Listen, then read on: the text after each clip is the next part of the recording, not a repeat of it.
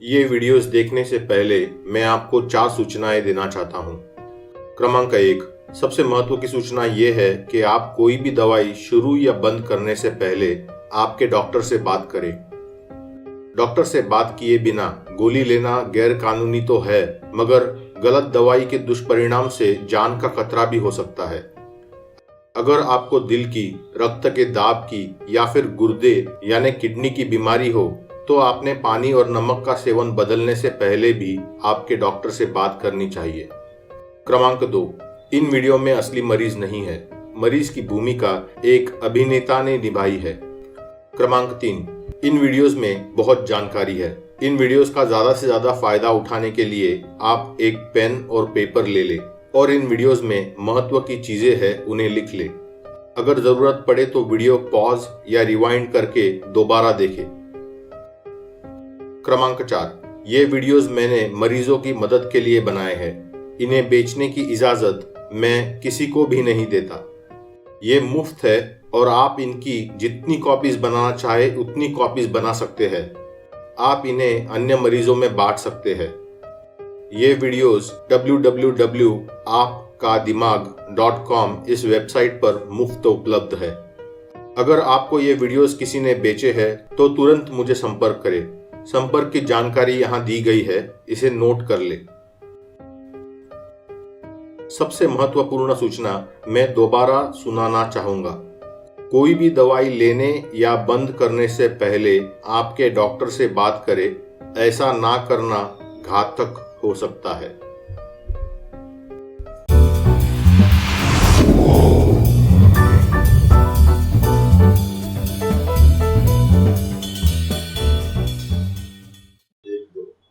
Doctor, करीब 1 महीना पहले मेरा एक दाहिना हाथ और दाहिना पैर एकदम से कमजोर हो गया। सबने मुझे बताया मुझे स्ट्रोक हो गया है। ये स्ट्रोक क्यों होता है? उसके लक्षण क्या है? देखिए, आपको जो हुआ था, जिसकी वजह से आपका एक हाथ और एक पैर चल नहीं रहा था, वो आपके दिमाग में खून ना पहुंचने के कारण हुआ था। इसे हम अंग्रेजी में स्ट्रोक कहते हैं। स्ट्रोक की बीमारी दिमाग में खून ना पहुंचने के कारण होती है। यह बीमारी अक्सर खून की नलियों में कोई गांठ होने के कारण होती है, लेकिन थोड़े लोगों में यह दिमाग की एक नली फट जाने के कारण होती है। अच्छा डॉक्टर, लेकिन ये स्ट्रोक होता क्यों है? स्ट्रोक के 2 मुख्य कारण होते हैं। एक तो दिमाग की ओर जाने वाली नली बंद हो जाना, या फिर दिमाग के इर्द गिर्द जो नलियां होती है उनमें से एक नली फट जाना। स्ट्रोक मुख्य 2 प्रकार के होते हैं। एक प्रकार के स्ट्रोक में रक्त की नली बंद हो जाती है। ज्यादातर लोगों में रक्त की गांठ के कारण यह होता है। इसमें दिमाग का वो भाग जिसमें खून नहीं जा रहा, उसका काम बंद हो जाता है। थोड़े ही घंटों में दिमाग का ये भाग हमेशा के लिए नष्ट हो सकता है। इसे अंग्रेजी में इस्चेमिक स्ट्रोक कहते हैं, या आप इसको गांठ वाला स्ट्रोक भी कह सकते हैं। एक दूसरे प्रकार का स्ट्रोक है जो कम सामान्य है। इसमें दिमाग के इर्द गिर्द की रक्त की एक नली फट जाती है और इसके कारण दिमाग के अंदर काफी सारा खून बह जाता है। ये बहुत गंभीर बीमारी है और इसमें कई लोगों की जान भी चली जाती है। इसे अंग्रेजी में हिमोरेजिक स्ट्रोक कहते हैं। आप इसको खून वाला स्ट्रोक भी कह सकते हैं। इस वीडियो में अब मैं जो आपको बताने वाला हूं वो गांठ वाले स्ट्रोक के बारे में है। खून वाले स्ट्रोक के बारे में इस प्रोग्राम के अंत में मैं आपको थोड़ी सी जानकारी दूंगा। तो अभी हमको टेस्ट कौन से करने पड़ेंगे? हमें ये रक्त की गांठ क्यों हुई है, ये कहां से आई है, ये जानने के लिए टेस्ट करने पड़ेंगे। स्ट्रोक के टेस्ट समझने के लिए आपको ये जानना जरूरी है कि हमारे शरीर में खून कैसे बहता है। शरीर का खून पैरों से, हाथों से दिल तक आता है। फिर दिल उस खून को जोर से दबा के रक्त की नलियों के जरिए आपके दिमाग तक पहुंचाता है। दिमाग के ऊपर भी बहुत सारी रक्त की नलियां होती है, जिससे ये खून दिमाग के विभिन्न भागों में बढ़ जाता है।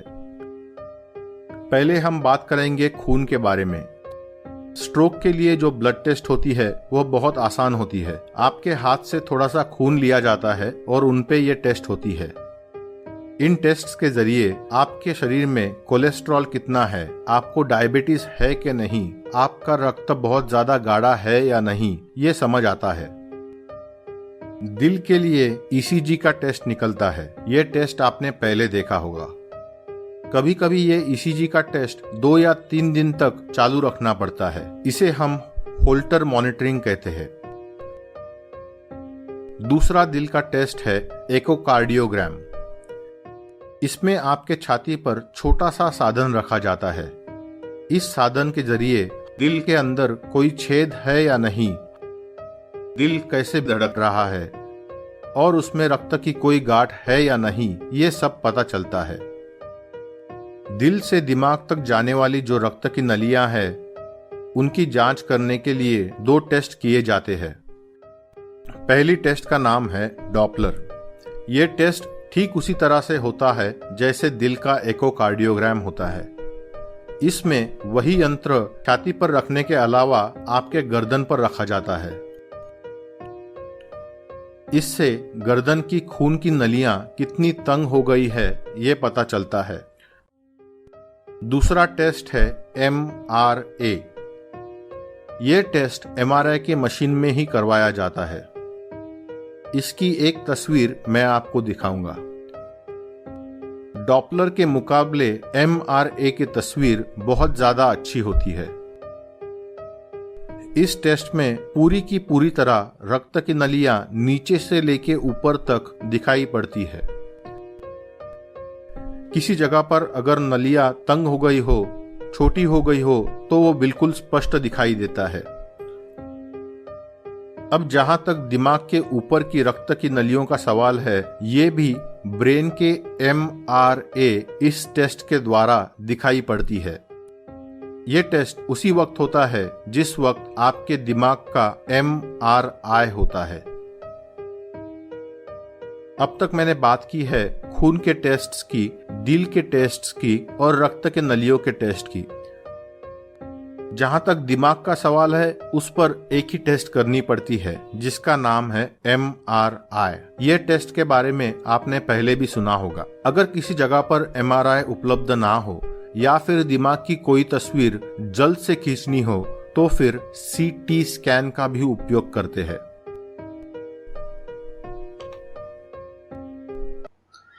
फिर डॉक्टर साहब, ये CT स्कैन फिर से क्यों करते हैं फिर?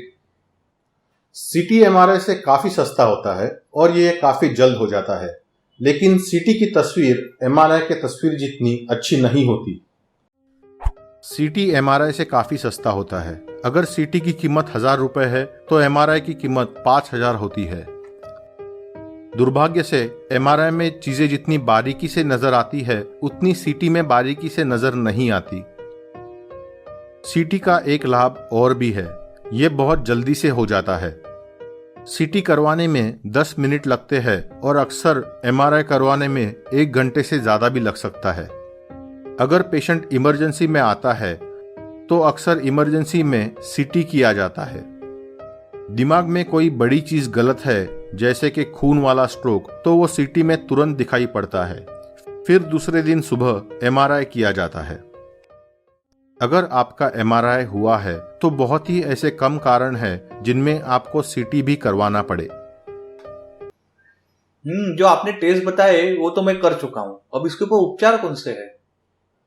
स्ट्रोक की बीमारी पर 2 तरह के उपचार उपलब्ध है, एक मेडिकल उपचार और एक सर्जिकल उपचार। स्ट्रोक के हर मरीज को सर्जरी की जरूरत नहीं होती। स्ट्रोक की बीमारी में सभी लोगों को मेडिकल ट्रीटमेंट लेनी पड़ती है, जिससे आपको फिर से स्ट्रोक होने की संभावना कम हो जाए। पहले दवाइयों के बारे में बात करते हैं। एक प्रकार की दवाइयां हैं जो ज्यादातर लोगों में शुरू करनी पड़ती है। यह है खून को पतली करने वाली गोलियां। इनको एस्प्रिन, प्लेविक्स, क्लोपिडोग्रेल ऐसे अनेक नाम है।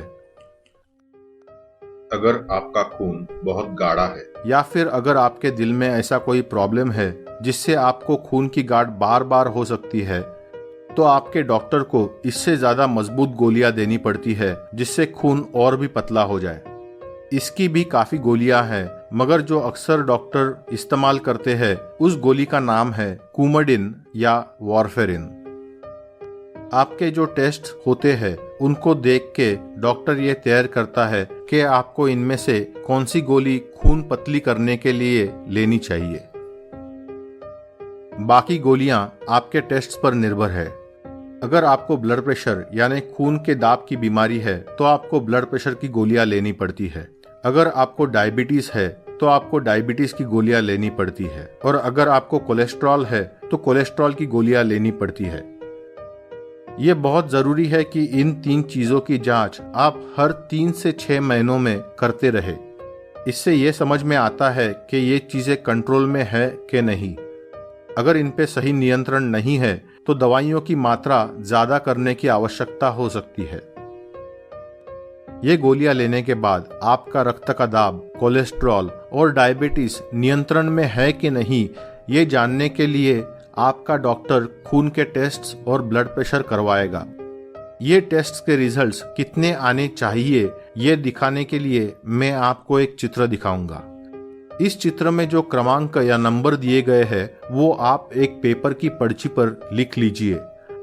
अगर आपका ब्लड प्रेशर, कोलेस्ट्रॉल या डायबिटीज इन नंबरों से ज्यादा है तो आपको इसके बारे में आपके डॉक्टर के साथ बात करके आपकी दवाइयां या उनकी मात्रा बदलनी पड़ेगी। डॉक्टर, ये स्ट्रोक के लिए कौन सी सर्जरी करनी पड़ती है? ज्यादातर लोगों में सर्जरी करनी नहीं पड़ती, लेकिन जिन लोगों में सर्जरी करनी पड़ती है उन लोगों को सर्जरी की जरूरत होती है। ये सर्जरी शरीर के उस भाग में करनी पड़ती है जिस भाग में समस्या हुई है। लगभग 3 में से 1 स्ट्रोक के मरीज में सर्जरी करनी पड़ती है। ये सर्जरी शरीर के उस भाग पर होती है जहां पे समस्या हुई है। हम दिल से शुरू करते हैं।